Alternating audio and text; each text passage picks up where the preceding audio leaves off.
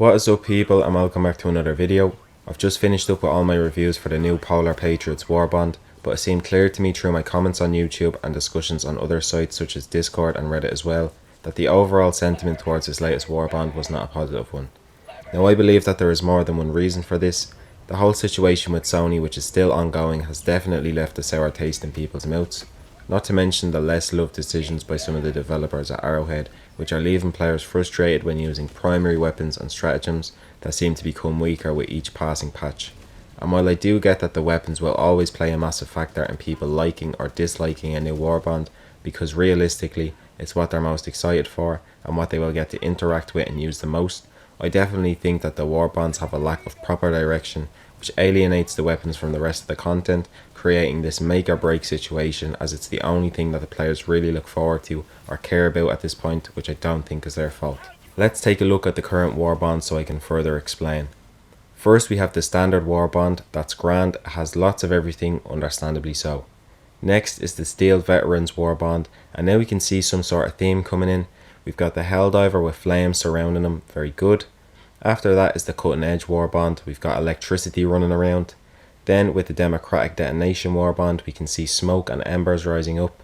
And finally then for the Polar Patriots Warbond there's snow flying past.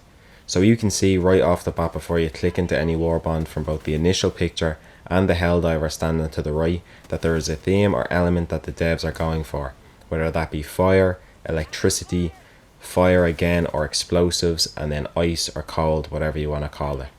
What I think is a major problem is that none of these themes are followed through enough to the point that you can really see it across all parts of each Warbond, and if this was done correctly it would make the Warbond so much more desirable for many more players in my opinion.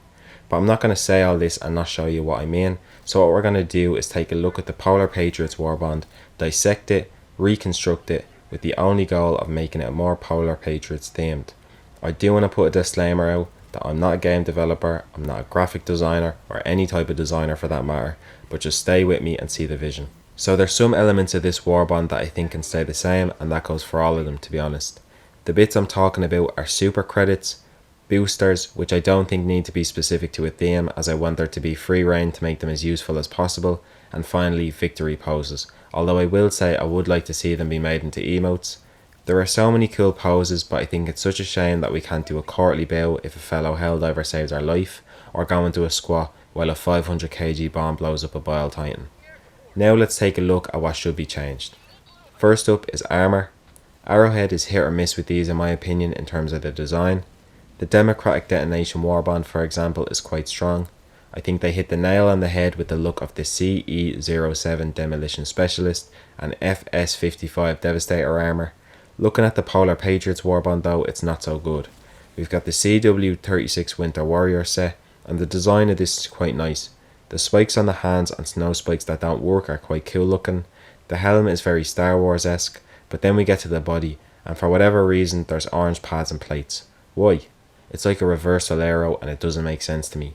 In the description it says that surplus sets of this armour are used by nature photographers and hunters alike, so I get the whole lore part of it, but I think it's contradictory to have armour that offers camouflage in snow that is also bright orange.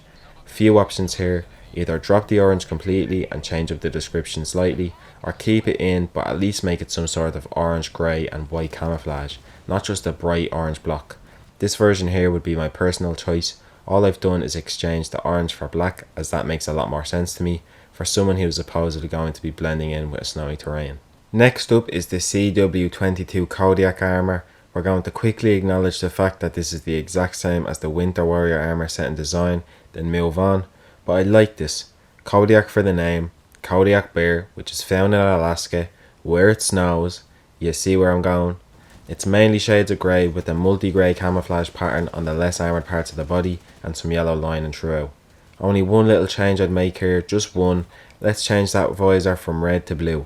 Why not? Go mad. But seriously, this just makes sense to me. We are Polar Patriots. Give me the blue visor, god damn it. And the last armour set then, the CW4 Arctic Ranger. Once again, let's gloss over the fact that this is the SC30 Trailblazer Scout armour set with a paint job and a singular shoulder pad, but yeah, I'm not feeling that orange colour scheme. Don't get me wrong, I do think that the set looks alright, it's not bad, and none of them are terrible, but this just isn't giving me Polar Patriots Modern Warfare 2 Captain Price contingency vibes. If you know, you know. I feel like a Terry's chocolate orange wearing this, and I'm not infuriated, just confused. Now my version of this, and keep in mind I've never used Photoshop in my life before making this video, and I only watched one YouTube video, is my favourite set by far. Tell me that doesn't look better. I dare you to. Look me in the eyes and tell me that that doesn't make you want to drop down on Marfark and spread some liberty. And all I did was change the orange to the white and the visor to blue, and it's chef's kiss, as they say. So with the visuals down, I now need to tackle the stats of these sets, more specifically the armour passives. On a side note though, I think that the Warbonds should come with one light, medium and heavy armoured set. Enough of the two heavies, one light, two mediums, one heavy nonsense. But yeah, armour passives. Again, a brilliant opportunity to further explore the theme of whatever Warbond there is and give an extra incentive for players to purchase the Warbond and items within. There's two ways to go about this in my opinion. Number one, the way the cutting edge Warbond did it, which is make the unique armour passive the sole passive and very strong, even if it is in a niche like Electoral Conduit, which provides a 95% resistance to arc damage. The other way is stack a weaker version of this unique passive on top of the standard ones that we constantly see. So for example, Engineering Kit and Electrical Conduit together, but only 50% resistance to arc damage, if you get me. Now this is something that needs to be looked at, tweaked and balanced depending on what passive it is, because some will obviously be better than others, but that's a job for the people who are paid. So what would an armour passive be for the Polar Patriot sets? I personally like the idea of an environmental based passive, which I feel like could be stacked on top of the basic armour passives and still not be OP or pay to win. So for example here, we have the Winter Warrior set, which has the armour passive servo assisted, which increases throwing range by 30% and provides plus 50% limb health, and we also have Arctic Wolf, which provides plus 50% speed when in thick snow or blizzards. Something small but tasty. With armour covered, I'll quickly touch on capes and player cards. Of course these just match with the armour sets, so here's an example of that. Now let's take a look at that grenade, shall we?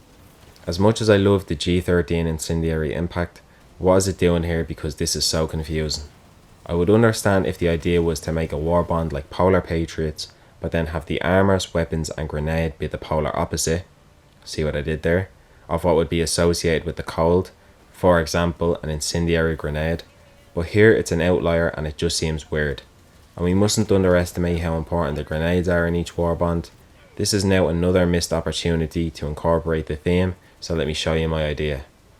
On the snow planets, I think it's only the snow ones anyway, or more commonly found there at least, there's these blue flowers that if you walk into explode and produce a spherical area where you'll be slowed for around 10 to 12 seconds, which leads me to present you the TF1 Stun Impact. A responsible, renewable solution to the traditional stun. Like, come on, I am good, someone hire me please, because I am broke. But anyway, as you can see here, I've changed the colour scheme. I've made the top a darker blue compared to the bottom, so it looks like the plant itself. And by the way, TF stands for Time Flower, because that's what someone called it. And then I changed out the logo of a flame to the flower. This is my second favourite design behind the Arctic Ranger set, and something that's quite realistic to implement, I think. It's just an impact version of the stun, same stats, and then if you want it to be extra, have the animation of the grenade going off be similar to the flower exploding, making it look like the Helldivers 2 scientists somehow figured out the inner workings of this plant and harnessed it for their own use. And finally, weapons. Now I'm not even totally decided myself, but here's a few thoughts I'll share. I think it's fine having weapons that tie directly into the theme, but then ones that are just regular military style with bread and butter bullets. For example, the Democratic Detonation Warbond has the Eruptor, Grenade Pistol and Crossbow, which are all explosive, but then the Adjudicator, which just fires normal bullets, and that's cool. But I don't think that you should have different special weapons in the same Warbond. For example, in the Cutting Edge Warbond, all the weapons are energy based, but clearly different. You have the Sickle and Dagger, which are lasers, the Punisher, which is plasma, and then the Arc Blitzer, which is arc lightning. There is enough difference between them weapons for the Sickle and Dagger to have their own thing, the Punisher to go start something else, and then let the Arc Blitzer be in the Cutting Edge Warbond, with maybe another arc based weapon and two regular ones. I don't just have OCD, by the way, here's my reasoning. 1. At the rate Arrowhead are putting out Warbonds, why hamper yourself by jumbling stuff together? And 2, this gives even more positives to unique armour passives. If you have 2 or 3 arc based weapons instead of just 1, it gives people so much more of a reason to wear the armour that only protects you from arc damage. Another thing I've been thinking about is the concussive rounds that the pummeler shoots. Again, I'm going to refer back to the Democratic Detonation Warbond, which I feel like I'm doing a lot, but oh well. Like I said, there was a big emphasis on weapons firing explosive rounds, and I feel like something similar could have been done here if 2 or 3 of the Polar Patriots weapons were given a concussive effect, or in other words, a slowing effect caused by the manipulation of the, you guessed it, time flower. That could be a pretty neat weapon trait that is just tying everything together nicely. But when it comes to that, as well as the likes of weapon camos, I'm still unsure. I also think they could be totally separate to the Warbonds, and that wouldn't be so bad either. But yeah, this is just something I've been thinking about for a while, and I thought I'd make a video on it. Let me know down below if you agree or disagree with the direction I think the Warbond should take, and if you could subscribe, I'd really appreciate it. This is one of my higher effort videos. I straight up started a free trial with Photoshop just to make it, so I'd appreciate any love that comes my way. With that being said, thank you all very much for watching, and I'll see you all in the next one.